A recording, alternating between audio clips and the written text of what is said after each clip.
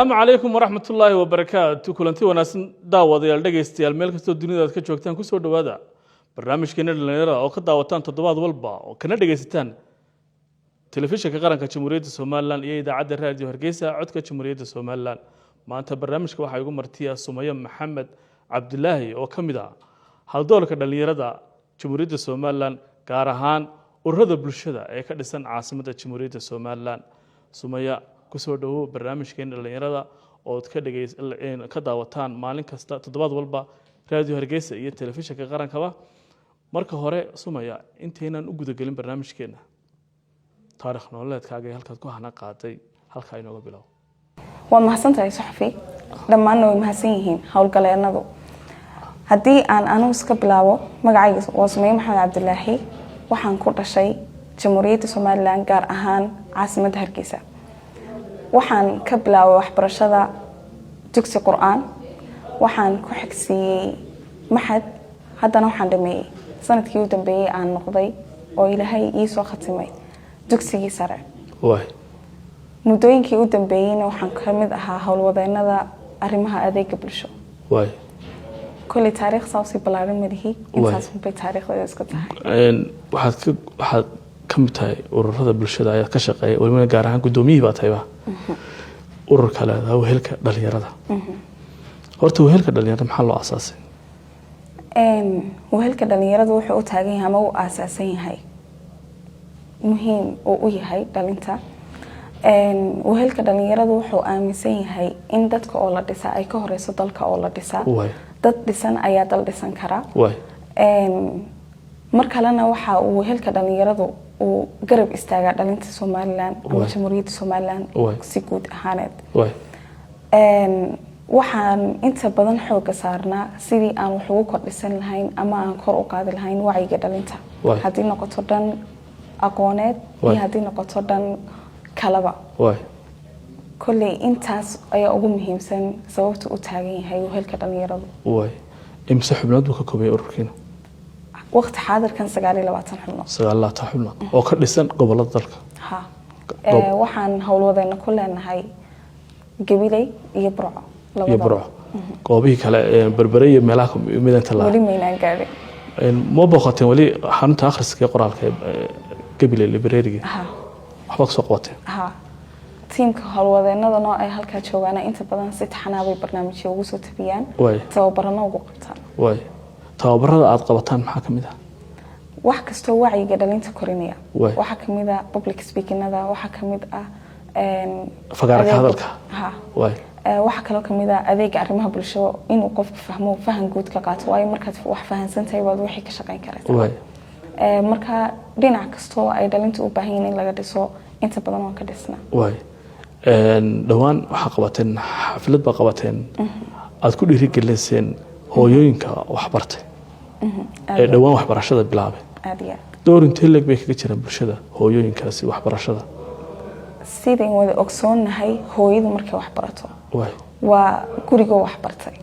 hooyadu markay aqoon leedahay ilmihiiba aqoon yeelanaya iyo dhammaan bulshada inteedii kale inta badan waxa la yiraahdaa markay family baa bulsho noqda oo sayn family oo nahay bulsho badan wada noqonay muhiimadda ay leedahay in hooyo wax barataa waa muhiimad aad harto u weyn qof kastana ay waajib ku tahay aqoon-yahan inuu maanta hooyooyinka iyo dadka wax barashada u baahan oo garab istaago dib ugu celiyo wuxuu bartay xafladan qabanay may ahayn xaflad kulli oo qalanta ani aragti ahaan waxay ahayd xaflad inta ka badan ka balaaran ay u qalmeen maadaama waxbarasho ay wadaan waqti xaadirkan waxay ahaayeen hooyooyin u heli waayay fursad waxbarasho markoodii hore laakiin alxamdulillah macluumadeedina halkan baan ka bogaadinayaa Nasra haweenka baa la dhahaa waa inan dhalinyaro ah ayada laftirkeedu hooyo dhalinyaro ah weeyaan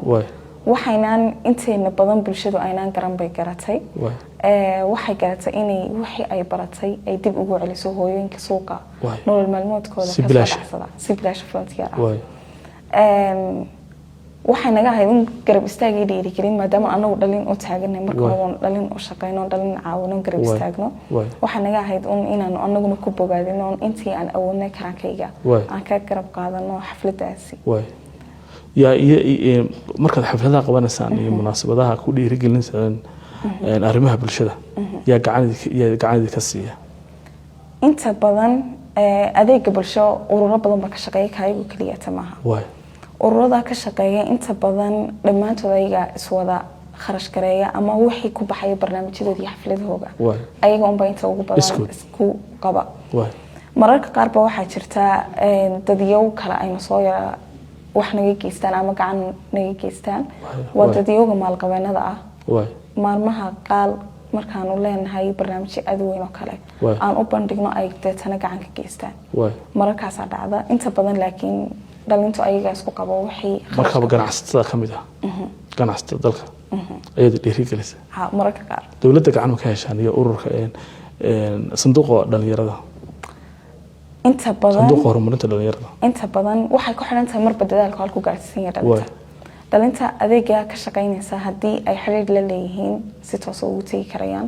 inta ugu badan laakiin maryeerka qaar waxa jirta aanan xiriir toos aan la lahayn dawladii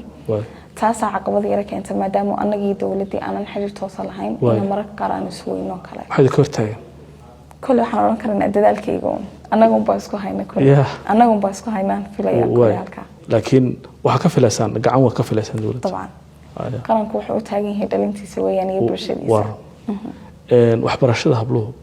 halkay maraysaa haatan run ahaantii haddaynu eegno muddooyinkii ama sanadihii u dambeeyay waxaa dareemayna in wacyigeeni bulshada u dhismay hablihiina ay ku dhiiradeen inay wax bartaan aqoontooda kor u qaadaan dhan diimeed iyo dhan maadiba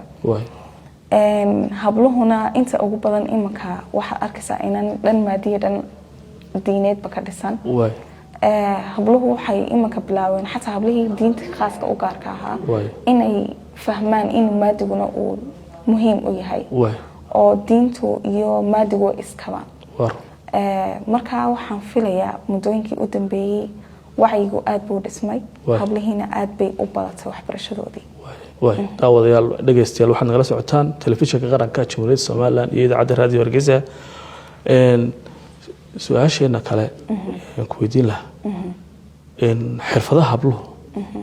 hablo badan oo xirfado bartay ma jiraan aad iyo maxaa ka mid xirfadaha inta ugu badan hablaha hadda lagu yaqaan waxaa kamid ah xirfada dawaarka xinaha qurxinta xafladaha iyo goobaha xirfado kale oo badan oo bartaan way jiraan oo hablo badan oo hadda social media wax ku soo gudbiya arkaysaa xagga ganacsiga laftirkeeda aad bay habluhu hadda ugu badan yihiin marka waxa la oran karaa dhinacyo badan bay hablo leer ka bartay ma jiraan hore uma arkin ani ahaantayda laakiin waan filayaa hablo electronic bartay yes waan filayaa makaaniin taas ma ka jawaabi karayo halka aanu ma janjeero xagga xirfadaha inta badan kuma jiro xirfadaha ay iska kooban yihiin laakiin saan filayo kulli inan kasta wax way ku hamida marka saan filayo kulli inantay hamigeeda tahay in mechanic barata wax ka hortaagan ma jiro wax kasta hablo way qaban karaan Soomaa way baran karaan way qaban karaan xirfad mechanic xirfadaha xirfad kasta inay qaban karaysaa marka wixii inama u gaar aynu eegina mooyaane waxa jira shaqooyin wala kala leeyahay dumar iyo inama shaqooyinka iyo rag shaqooyinka kala leeyahay shaqooyin waxa jira rag u gaar ah oo ilaahay ayaga si gaar ah u siiyay shaqooyin dumarka u gaar oo lagu yaqaanana u jira mid u dhaxaysana oo jirta marka kulli wixii ay qaban karaysaa inantu ayadu isku aragto karaankeeda inuu yahay inay qabato waxaan filayaa wax diidaya inuu na jirin caqab in habluhu maadaama waxbarashadii ay aad u badan yihiin maanta maxaa u diiday inay ka muuqdaan shaqooyinka habluhu maadaama wax barteen wax u diidaya inay maanta ay shaqooyin kala galaan ma jiraan baan filayaa arrimaha siyaasadda oo kale arrimaha siyaasadda oo kale inta badan inta ku jirta waa rag siday u badan yihiin dumarku waxay soo saaraan waa ragga siyaasadda ku jira gabadh kasta oo nin maanta siyaasadda ku jira dhashay waxay ku faanaysaa hebel oo inankayga ah ama hebel oo ila dhashayba maanta siyaasadda noogu jira taasna waxaan filayaa waxaa nagaga filan inaanu anagu dhalaynaba siyaasiyiintii wadanka ama siyaasiyiinta caalamka oo dhan markaasaan filayo waan ku jirnaa soma kama maqnin halkaana social media maadaama aad soo hadal qaaday hablo badan oo ka sameeyey ganacsi maxaad nooga tilmaami kartaa hablahaas hablo badan oo ganacsi ka sameeyay social media way jiraan sayn wada ogsoonahay social media wuxuu noqday halka ugu fudud ee maanta la isticmaali karayo meesha ugu fudud ee laga kala warqaato ama xog laga helo taasoo keentay in marketing ahaan ay u isticmaalaan hablo badanna ay uba isticmaalaan inayba ku iibgeeyaanba agabka iibinayaan maxaa kamid waxaa kamid ah sida hablaha dharka inoo keeno kale ka dalbada Alibaba Shein meelahaas oo kale ay ku sii iibiya ayagoo gurigoodii fadhiya hab social media waxaa kamid ah hablaha agabkooda ay ku shaqeynayaan sida dawaarka ama xarumaha ay ka shaqeynayaan kalaba ku soo geenay dadkii ku baraya hawlaha ay hayaan iyo adeeg ay hayaan waxa la oran karayaa maanta social media wuxuu noqday hal qol ama hal tuulo dhamaan daraf ilaa ka daraf looda ogsoon yahay waxa ka dhacaya waxaan oran karayaa marka social media wuxuu u fududeeyay hablo badan inay hal abuurnimadooda soo saaraan sida ay maanta majority-ga markaan eegno sidee u adeegsan dadka social media maxaad ku tilmaami lahayd wax kastaba uu leeyahay wanaag iyo xumaan social media huna wuxuu la mid yahay waxa adduunka ka jira dhan wanaag iyo xumaan waa kii abwaan Soomaaliyeed lahaa macaan iyo qaraar meelkooda yaal baan marka saan filayo wax kasto meel lagu qabanayo ama qof kastaba wanaag iyo xumaan buu leeyahay dadka qaar waxa jirta xumaan ku soo baahiya qaarna wanaag soo baahiya anu ahaantayda ama fikir ahaantayda waxaan aaminsanahay in wanaagu ka tan badan yahay maanta inta wanaaga faafinaysa badan sababtan ku sheegaya waxa jira wanaag badan laakiin marka xumaantii la buunbuuniyay bay ka tan badatay ka awood badatay laakiin wanaagu ilaa hadda uu jira wanaag badan dad wanaagsan oo badan oo wax soo tabiya jira dhankay doonto ma noqotay laakiin anaga iska jecel waxay xumaan ah nafaheenan baa iska jecel waxay iska kaftama waxay iska xumaan ah waxay la iska wadwado marka boqolkiiba 5 bay noqonayaan inta sida qaldan u adeegsanaysa may way ka tanbadan yihiin inta laakiin waxa la oran karayaa boqolkiiba 50 iyo boqolkiiba 50 way kala yihiin haddii wanaag xaqiisa la siin lahaa sida xumaanta loo siiyay way isla ka lahaayeen ama wanaaga aad uga tan badan lahaa waa fikir ahaantayda iyo ra'yi ahaantayda walaayid wanaan karaa qalab loo malanta laakiin anu saano arko wanaaga aad u tira badan maadaama xumaatay buunbuunin heshay inta unba caqabadaha hablaha ee haweenka tan oo kale xagga nolosha maxaa kamid ah ee hortaagan horumarka hal mid un weeyaan aan ahaantayda inantu haddii ay dhiirigelin hesho qof dhiirigeliya dad dhiirigeliya oo garbaheeda taagan haddii ay hesho waxaan aaminsanahay wax caqabadoo ay inantaasi u istaagtaa inaanu jirin marar kala dhici karayso caqabado hor imaadaan oo ah caqabadaha tusaale ahaan oo kale inay inantu la kulanto xaalado gaar ah nafaheenan ba aslan marka horeba aan u samaysnayn in hal meel un ku ekaadaan mar weyn niyad jabnaa marna weyn kabanaayo weyn shaqeynaa weyn ka kacnaa marka inantu wax caqabada oo kaga duwan tahay inamada halka dhiirigelinta baan oran lahaa marka dhiirigelinta in halkeen laga soo bilaabo ayaa haboon guriga yes inantu haddii ay guriga ka dhisan tahay haddii ay haysato hooyo aabba iyo walaal dhiirigelinayo kula waa samayn karaysaa waxaan garab taagan marka dhiirigelintu waxay ka bilaamaysaa familiga yes familiga waliba kuwa sii balaaran inayna u baahan baa laga yaabaa intay halka meel ku wada nool yihiin waa inta badan inta inantu u baahan tahay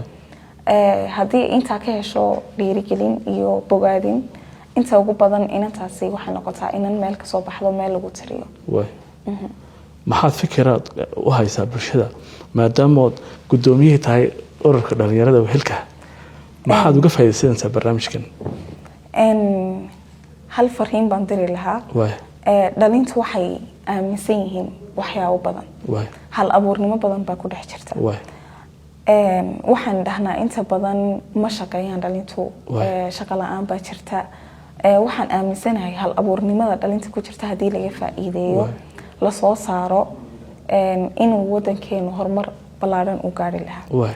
maalin dhaweytoole waxaan arkay ilmo yar oo caagada ka sameeyey geel anoo taagan waay oo isku rarkii wadatana hal taagan ka soo saaray waay waxa la oran karo waa hal abuurnimo waay ma xasuusto meeshu ahaa ilmahaas ama halku kasoo jeeday laakiin ilmo Soomaaliyeed buu ahaa waay waxaan leenahay hiddo iyo dhaqan waxaan leenahay meel aan u jeednay iyo hami iyo meel aan rabnay inaan gaarno waay wadan ahaan iyo shakhsi ahaan buu jirtaa cidii gaarsiin lahayd waxaan aaminsanahay inay dhalin tahay waay waa sababtaan ururka heelka dhalinyarada aan u taagnay ee uu asaasan yahay inaan hal abuurnimada iyo fikirka ku dhex jira dhalinta dibadda loo soo saaro marka waxaan aaminsanahay ama aan u diri lahaa bulshooyinka Soomaaliland ama mas'uuliyiinta kala duwan ee naga mas'uulka ahba inay soo saaraan hab fikirkayga soo saaraan hal abuurnimadayda nagu dhex duugan si ay uga wada faa'iideysano ugu baraadno dalkeenuna khayraadkiisa uga faa'iideysto waay ururka heelka dhalinyarada ugu dambeyn talada guud ee haysan talada guud ee bixin lahaa waxay tahay inaynu dadaalno dadaala xaajabas maanta waan dadaalanaa dadaal naguma yara oo 5 sano ka hor halkan taagnayn maanta ma taagnayn dadaal inaguma yara waxaan oran lahaa aynu sii wadno halka aynu maanta marayno aynu sii wanaajino amnigeena iyo dalkeenana aynu u dadaalno kulay inta un baan ku soo koobi lahaa wadaniyada arrimaha wadaniyada habluhu qaybintii leeg bay ka qaataan arrimaha wadaniyada haddii aan si gaar ahaan u eego ururkayga waxaa jirtaa meel dhan ama wax dhan oo ka shaqeysa arrimaha magaceedu waxaa la yiraahdaa waxda dhaxal suge haddii ay noqoto dhigaal qoraal ahaaneed iyo haddii ay noqoto inaan ka qayb qaadano dhan kale oo wadani ahayd oo xoojino wadanimada waanu ka qayb qaadanaa waxaa kamid ah inaan maalmaha dastuurigeena ah inagu aysayneen sharafno inaanu ka qayb qaadano sida IDMA oo kale waanu ka qayb qaadanaa marka arrimaha wadanimada kale hab urur ahaan waanu uga qaadanaa hab bay shakhsi ahaan waanu uga qaadanaa akhriska qoraalka iyagana bal ka waran ururkeena iyo fikir ahaan akhriska qoraalku qiimaha uu leeyahay waan yara kala qaadaynaa akhriska iyo qoraalka yara kala qaadaynaa marka koobaad waxa wax qoro qof wax badan akhriyay wax badan og ururkayga wuxuu inta badan garab istaagaa dhalinta wax qorta haddii ay noqoto inaan xafladooda ka caawino ama buugooda u suuqayno si ay bulsho badan u ogaato inuu buug jiro la qoray muhiim leh buug inaynu qorno maanta muhiimad weyn bay inoogu fadhida anaga ahaan taariikhdu waa qoraal wixii la qoro unbaa inoo dhigmaya haddii ay dhan taariikheed noqoto iyo haddii dhan wacyi aynu dhisayna noqotaba muhiimad waa inaan harta qorno kadib uu dhigaal u noqdo dhalinteena inaga dambaysiyo caruurteena jiilka soo kici doona marka aad waxaan uga qayb qaadanaa inaanu soo saarno dhalin wax qori karaysa wax orin karaysa dhan kale waxaa jira naadiyaal badan oo ka shaqeeya arrintan shaqadooda tahay oo shaqadooda kaliya taba tahay inay bulsho wax qori karaysa waxana akhrin karta ay soo saaraan marka qayb intee lag baad ka qaatan ururkiina boqolkiiba waxaan oran karayaa 40 qayb baan kaga jirnaa maxaa ku rajayntiin xagga akhriska waxaan ku rajaynayaa insha Allah inaan soo saarno bulsho badan oo wax qori karaysa waxna akhrin karaysa wali ma isku dayday inaad wax qorto sameeyo ani ahaan waan isku dayay laakiin hadda ma dhawi wada insha Allah waa hagaaga barnaamijkeena dhalinyarada oo ka daawanaysan telefishinka qaranka Jamhuuriyadda Soomaaliya ee idaacadda raadiyo Hargeysa oo maanta noogu marti ahayd Sumaya Maxamed Cabdilaahi